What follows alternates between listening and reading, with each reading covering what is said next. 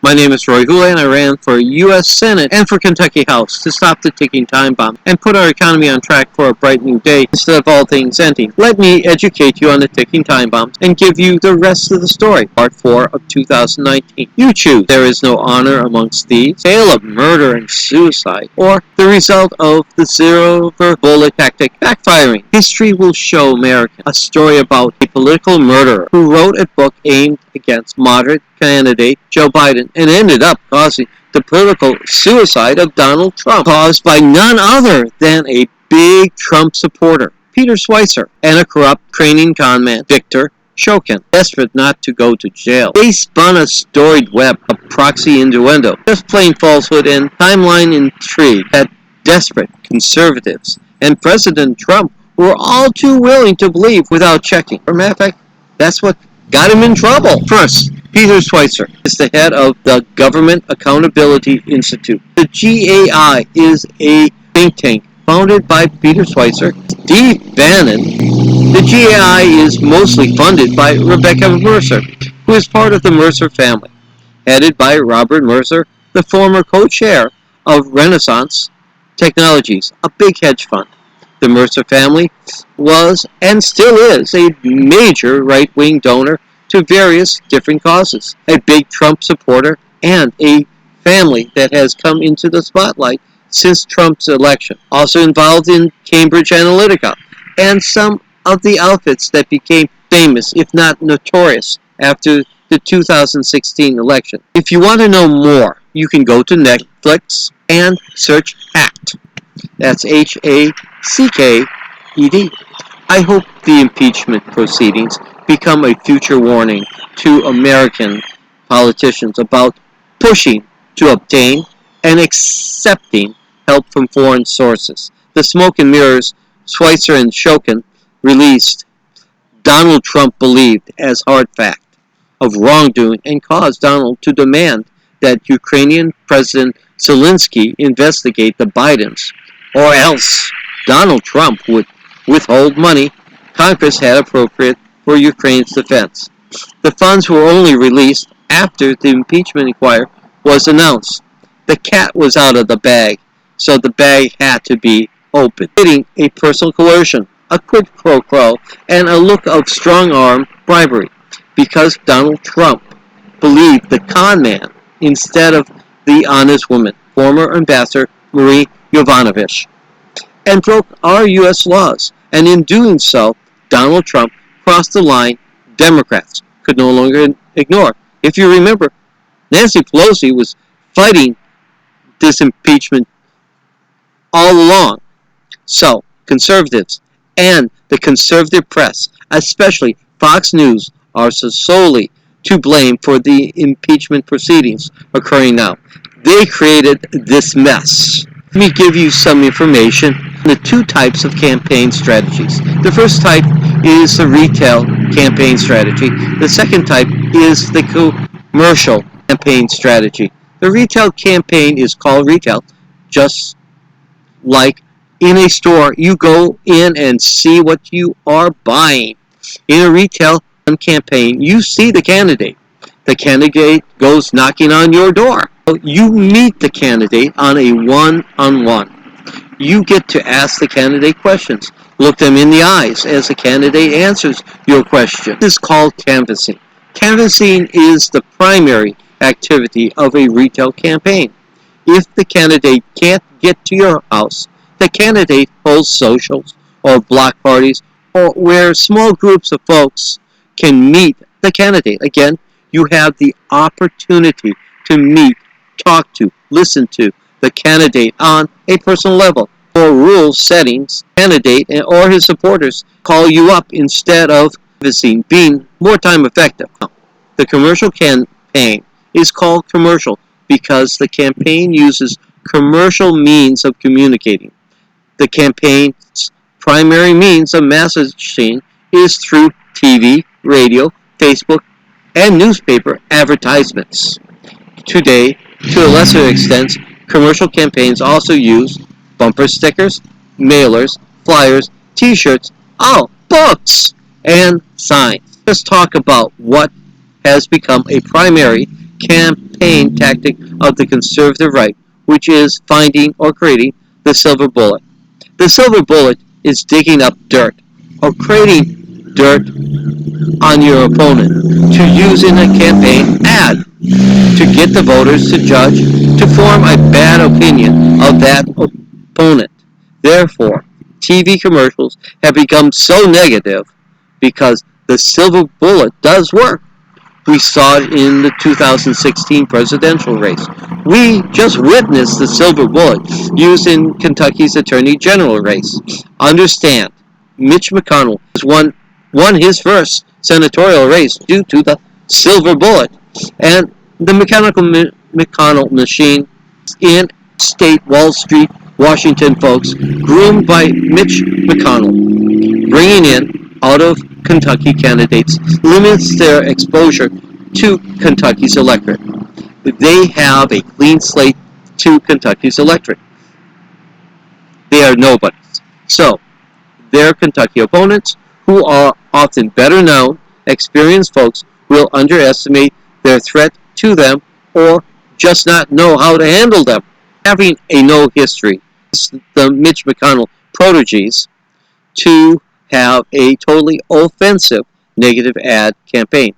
The electorate, after years of negative ads, are more in tune, not less, to offensive negative ads, less in tune to defensive ads. So we have one campaign running an offensive campaign and one running a defensive campaign. If lucky, some offensive campaign ads. Offense wins over defense because reputation is easier to tear down than to build up.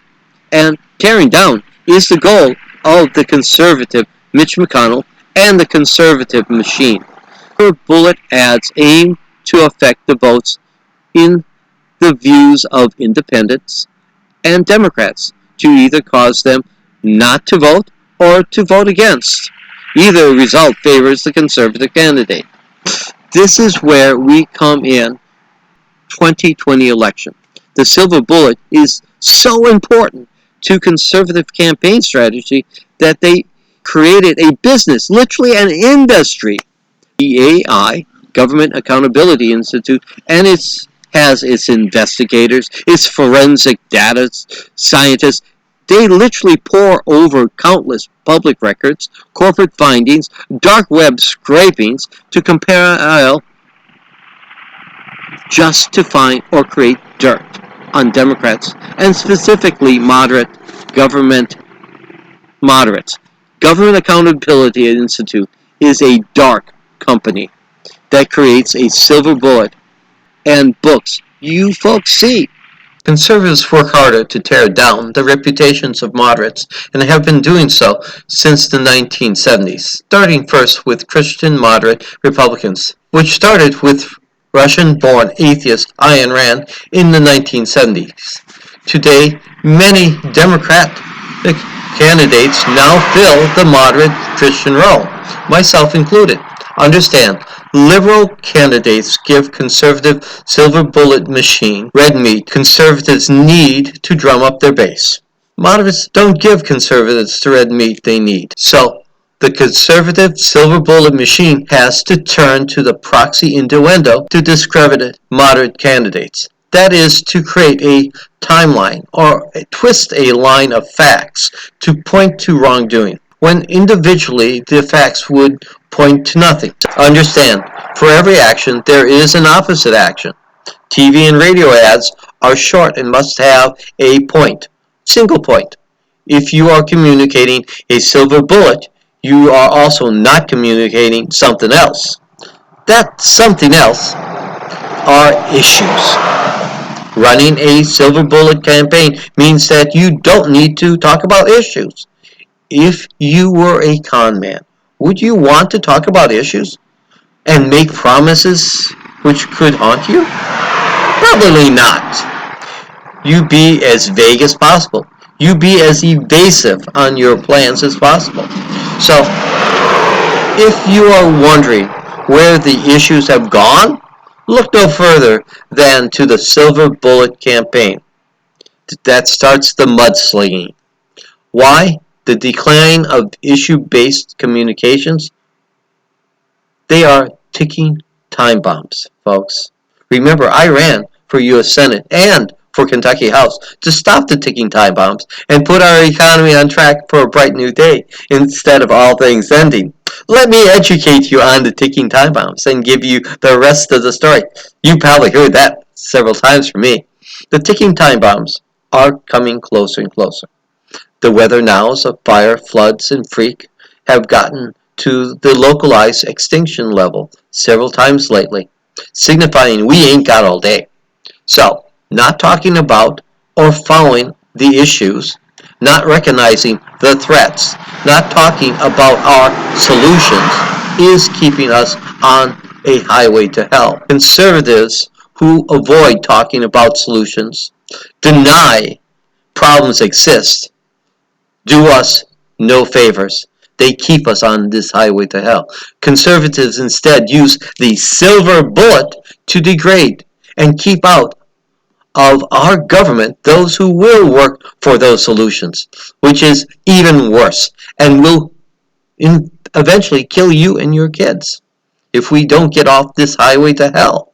Conservatives have been using the proxy innuendo, looking to use family or business or any connection to insinuate an impropriety. This is what the GAI did to Miss Hillary in the 2016 presidential campaign with Clinton Cash, and what the GAI planned to do to Mr. Joe Biden in this election. But it didn't stick in the mainstream media, having been used. Bloomberg did investigate the claims of Schweitzer made on Joe Biden, that his claims that they were unfounded. Joe Biden was instead pushing for cleaning up Ukraine, along with the World Bank and Europe. Everyone wanted Ukraine to be clean. Do you know who else was pushing to clean up their government? The Ukrainian people, who are tired of the corruption. Corruption starts when we the people, don't follow or care about the issues. What kind of country are we going to be in the future? Who we elect will determine our place in this world and in the future. Do you see Donald Trump leaving us in a good place? Do you know the hardest army to fight is? The one you trained. They know your procedures, they know your tactics, they know your strengths, and they know your weaknesses. When you abandon your friends, like in the Middle East, you strengthen your enemies in so many ways. Rome fell many times because of this. The Viet Cong won because of this. That is what Donald Trump is doing. He will kill you and your kids. Believe this. So Schweitzer's half-truth, proxy innuendo, only played in conservative media, and Donald Trump listens to Fox News daily, believes reports on Fox News, and Donald Trump has acted on Fox News reports in the past. So why not now? We know President Trump has acted impetuously in the recent past. The abandoning of our longtime allies, the Kurds, and effectively handing over the Middle East to Putin. Happy birthday, Putin. Love Trump. Did you know that ISIS shipped their Syrian oil, which the U.S. is guarding today, to Turkey? Geez, I wonder what Trump was talking about with Turkey's Erdogan. If you were the Kurds and see your fellow Kurds still dying, and you hear that Donald Trump is meeting the guy who's doing the killing, what would you think? Trump has acted in his best interest. Can you say Mar-a-Lago retreat? Let's be honest. Trump took Schweitzer's innuendo hook, line, and sinker and tried to shake down the new Ukrainian president. And only the whistleblower stopped him. In doing so, Donald Trump committed an illegal act and thereby committed political suicide. Now, the murder. Well, if you listen to Congressman Nunes' ramblings, you will hear one name said over and over: Biden, Biden, Biden. Understand, Joe Biden is more of a threat to conservatives than you know. They look at the map, the electoral map, and see he can win. Which is worse? Half truths, which is half lie, half truth? Which is harder to tell what is a lie, half truth, which is lie and truth together, or outright lie? Consider, please consider, if a lie is the truth is fake, can evil reign? Would not good, righteous folks naturally rise up to stand against evil? Would evil not continue to lie to make good look bad, so that bad can now look good? If good is now bad and bad is now good, can evil reign? I base my statements and conversations partly on Fresh Air's report on WEKU-FM. The link is in front.